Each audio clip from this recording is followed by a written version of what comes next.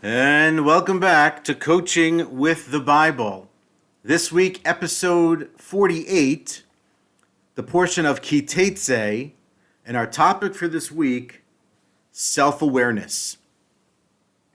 This is an enormous topic. It happens to be one that I actually thought I had covered. Having reviewed over the last number of days just a number of the different episodes over the course of the year, I realized that I actually covered tips and parts of this subject of self-awareness, but never actually sort of delved into it in any real way. And I thought that this was a good time to really begin to think about how self-aware we are. And in the context of the Bible itself this week, instead of really focusing on one specific event, although we'll talk about a particular moment in this week's reading, think more generally speaking about the way in which this week's reading unfolds. Years ago when I started teaching, like 20 years ago or so, there was a person that I worked with at the school who was sort of like a mentor of mine and someone who would come and observe my lessons in the classroom and critique and comment and then work with me on improving my skill. And whether that was in preparing material and content, or that was in delivery, or that was in messaging, or just lesson plan setup and structure, things of that nature, this guy was there for a couple of years. Really, really helped me develop and grow as an educator, I think.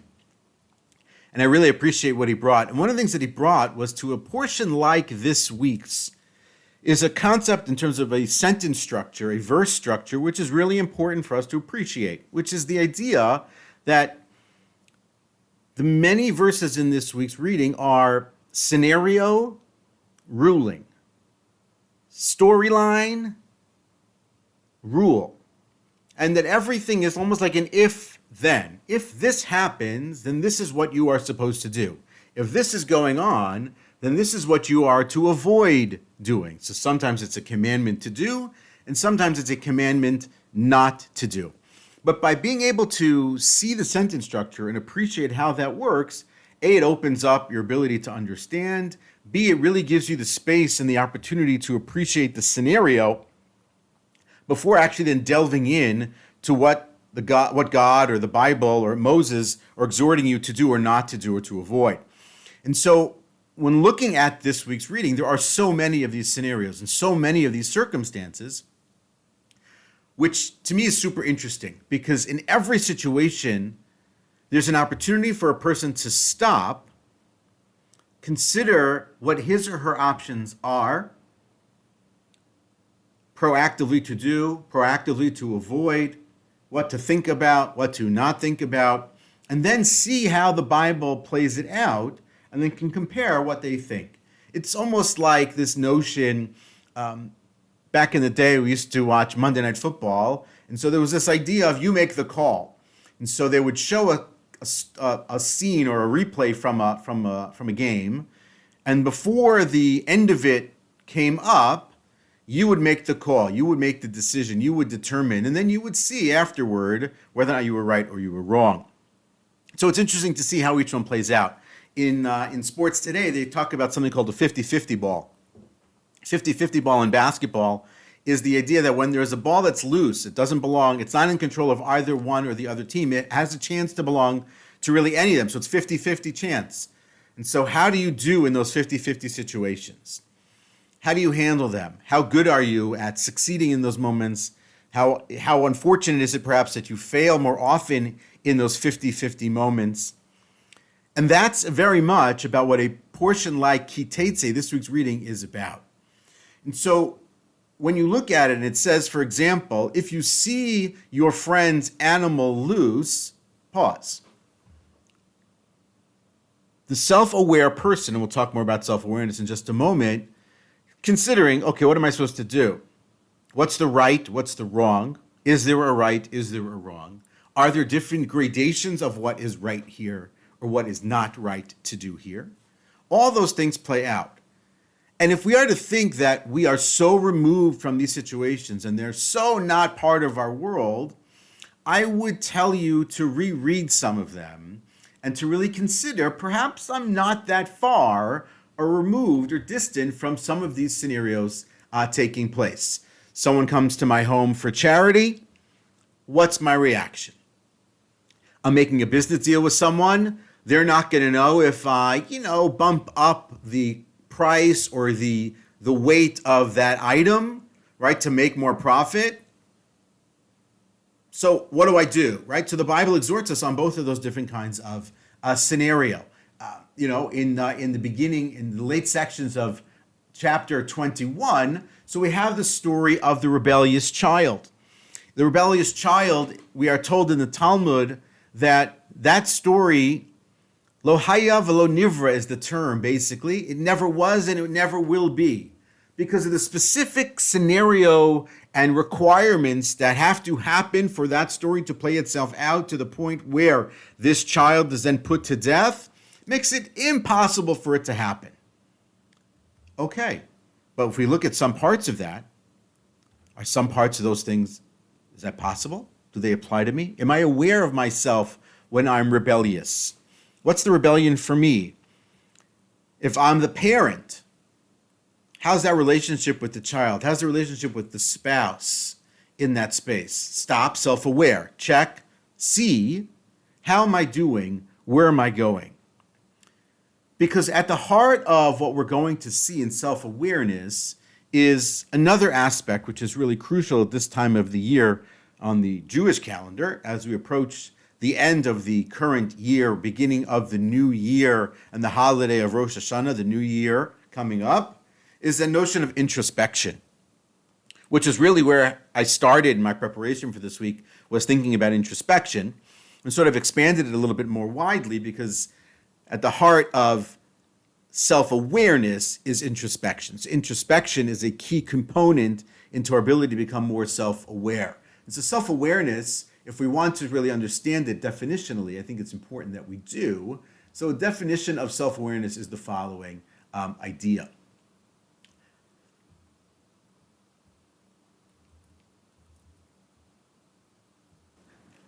Sorry, I lost my place there for a second. I apologize. Let's get back to self-awareness is this. Self-awareness is our ability to observe and accurately identify our thoughts, feelings, and impulses, and to determine whether they are grounded in reality or not. That is what self-awareness is. There are moments in our lives when we are truly self-aware, and there are moments when we are truly sort of out to lunch with respect to what we're doing and how we're behaving. And the reality of self-awareness is that there are two kinds. There are many kinds to really discuss, and there are a lot of details in it. There's an internal self-awareness and there's an external self-awareness. There's an internal self-awareness where we are aware of how we think and what we think and then what we do based on what we think and how we feel.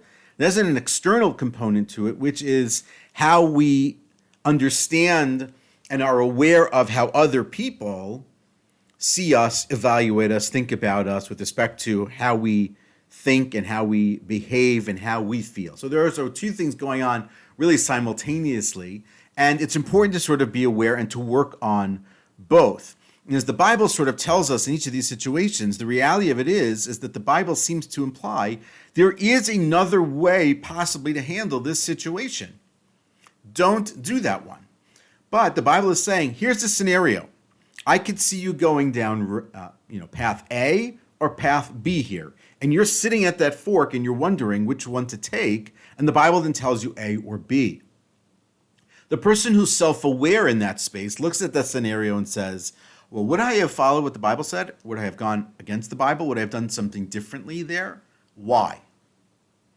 The self-aware person is evaluative at all points. It's introspecting at all moments, really looking inside to understand what are the triggers, what are the emotions, what's the history, what's the experience that brings me to this moment to act in the way that I'm going to act in this moment.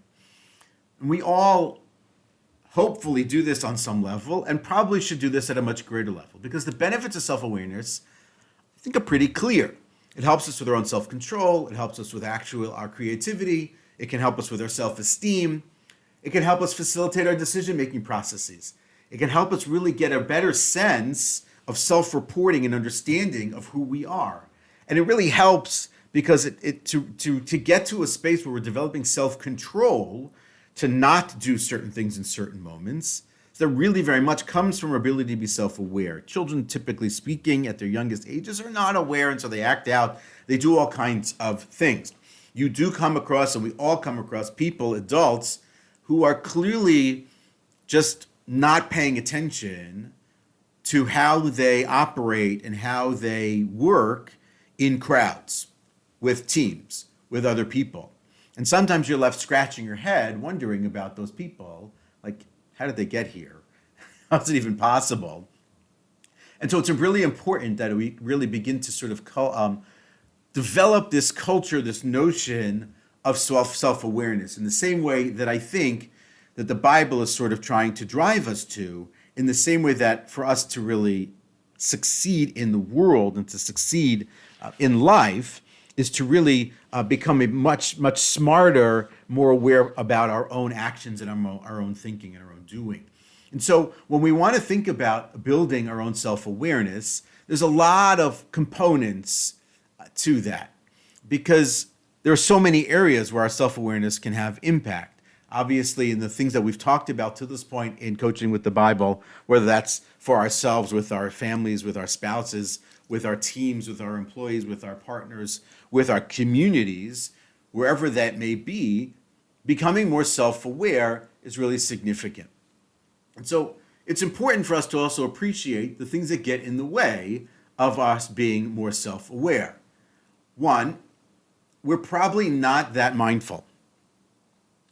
We need to take more time on what we've talked about numerous times in this time together here, about paying attention to what it is that we pay attention to, and to be more mindful of ourselves in the moments and in the experiences and in the spaces in our lives.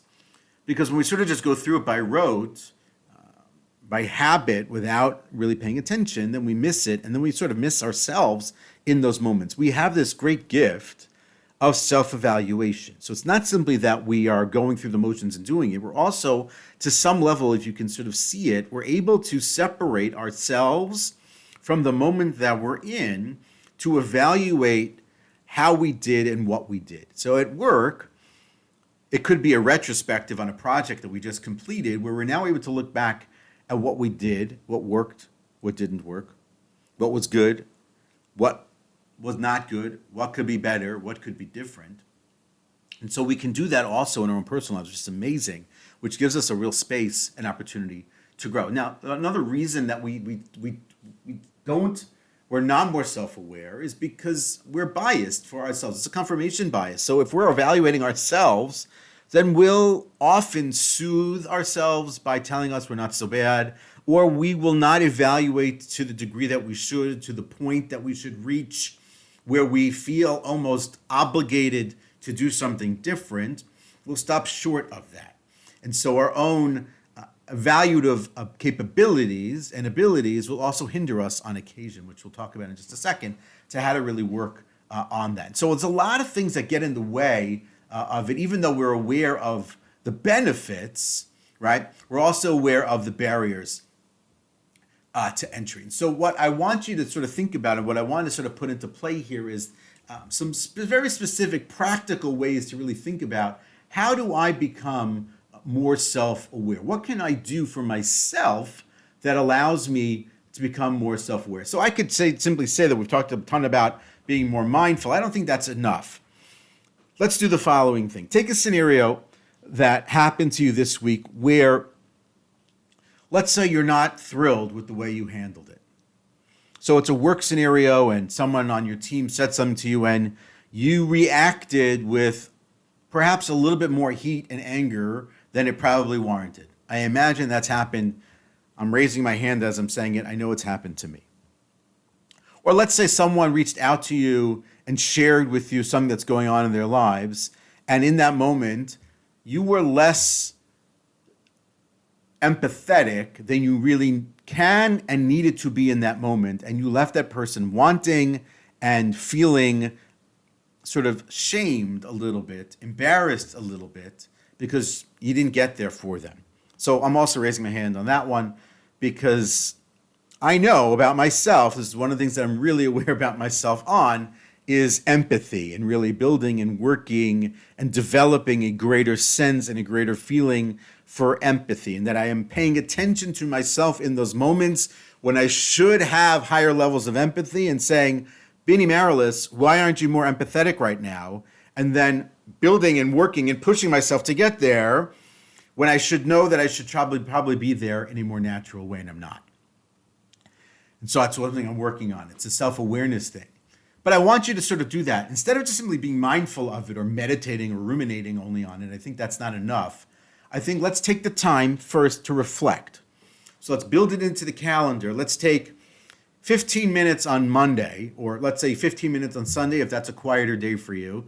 15 minutes at the end of the day to reflect on the day and to self-evaluate and to review what it is that we did that day, and then pick a moment from that day and self-evaluate.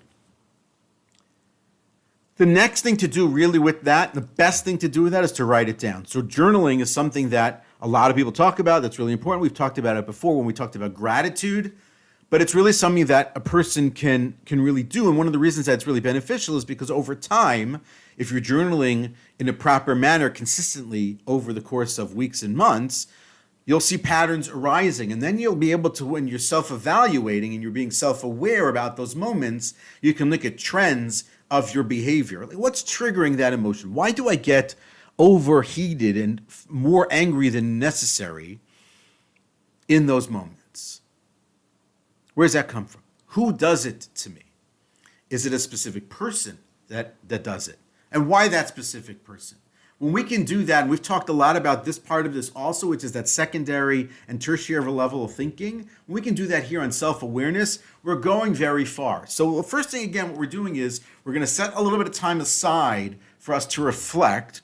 We're going to look at something that happened in our day, in our week, that perhaps wasn't our best moment. Again, it could be an empathy moment. It could be that person at the door. It could be someone at work. It could be a phone call. It could be a customer service agent that you lost it on. Again, raising my hand, that does happen to me. Why? I've worked on that one. I've thought about it a lot. It's not for now. And then really beyond that, when we're now really in that introspective space, I think there's a lot of value in bringing somebody else into this conversation. Share it. Like, this is what happened. This is what I did. I don't know why. Maybe that person can ask you a set of questions as to why you acted the way you did. Maybe you can then have that person ask you, what could you have done differently there? I know it sounds like sort of like something you would play out with a child, but this really works with adults too, because we are evaluative, we are critical, we are able to be honest with ourselves, we are able to look at our circumstances and our situations because we want to improve. We want to get better. We want to be better human beings. We want to be better spouses. We want to be better partners. We want to be better children. We want to be better parents. We want to be better employees. We want to be better bosses, all those things. And self-awareness is at the heart, really at the heart of our ability to grow and to succeed. It's really at the heart of what helps us move and actually improve in our lives. It really helps us get to the places we want to go in our lives, and it gets us out of those ruts and out of those stuck places. Because when we really do that active self-awareness exercises, and we work it through, we come out on the other side of that with some sort of a commitment to practice better, and that when that next scenario comes up, boop, boop, the lights go on in our mind. You're like, oh, here it is again. Here's that person from the office again. Here's that person coming to our door again. Here's that customer service agent who's calling me back again. Whatever that is, I know how I'm going to do this differently.